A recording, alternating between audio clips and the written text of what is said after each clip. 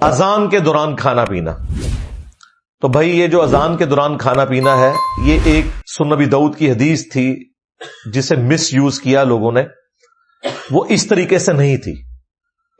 وہ یوں ہے کہ سنن نبی داؤد میں حدیث ہے کہ جو شخص سحری کر رہا ہے اور اس دوران اذان شروع ہو جائے تو جو اس کے سامنے برتن ہے اس میں سے کچھ کھا پی لے جلدی سے. یعنی وہ جو ٹرانزیشن پیریڈ ہے اس دوران. یہ نبی علیہ السلام نے کہیں نہیں فرمایا کہ آپ 10 منٹ پہلے سحری ختم کر کے بیٹھے ہیں اور اذانیں شروع ہوگی اور آپ پانی پینے کے لیے بھاگ رہے ہیں. آپ کا روزہ نہیں ہوگا. یہ اس شخص کے لیے ہے کہ مثلا 5:05 پہ اس نے سحری شروع کی اور 5:10 پہ ختم سحری ہو رہی ہے. اس دوران وہ 1-2 منٹ اوپر کھا لیتا ہے ٹرانزیشن پیریڈ میں، تو اس کے لیے ایک گنجائش ہے. یہ بھی بہتر ہے کہ ایسا نہ کرے. لیکن ایک بندہ اٹھا ہی 5:10 پہ ہے اور اسے پتا ہے کہ 5:25 تک اذانیں چلتی ہیں اور ختم سحری ہے ہی 5:10 ہے، تو وہ 15 منٹ کے میں اذانوں کے دوران کھا رہا ہوں، اس کا روزہ کوئی نہیں. بالکل یہ ذہن میں رکھیے گا.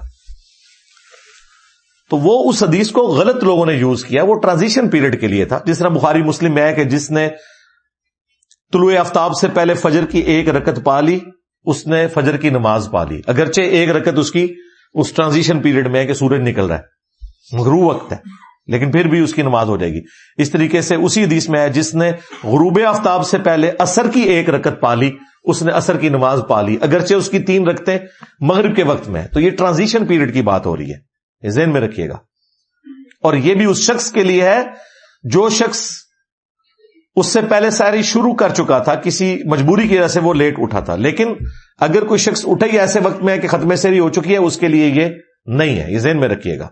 اس کی مرضی ہے، ٹھیک ہے، وہ 8 پیرا روزہ رکھنا چاہتا ہے رکھ لے، ادر وائز چھوڑنا چاہتا ہے چھوڑ دے، بعد میں ایک روزے کی قضا دے دے اگر اسے یہ خدشہ ہے کہ میں کھائے پیے بغیر روزہ چلا نہیں سکوں گا. بخاری مسلم میں حدیث ہے کہ جب حضرت بلال اذان دیں تو تم کھانا پینا ترک نہ کرو، کیونکہ وہ لوگوں کو اٹھانے کے لیے اذان دیتے ہیں.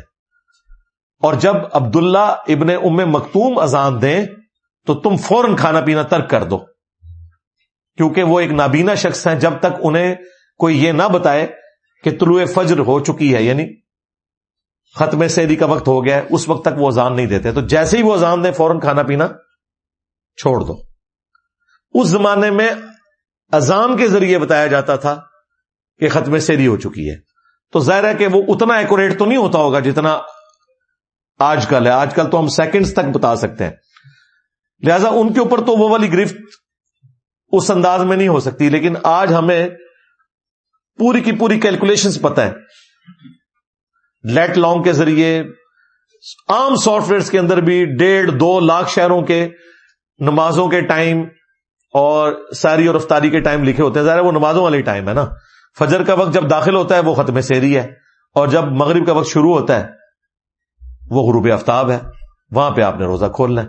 لہذا آج کے دور میں تو ایز سچ یہ کوئی مسئلہ نہیں رہا.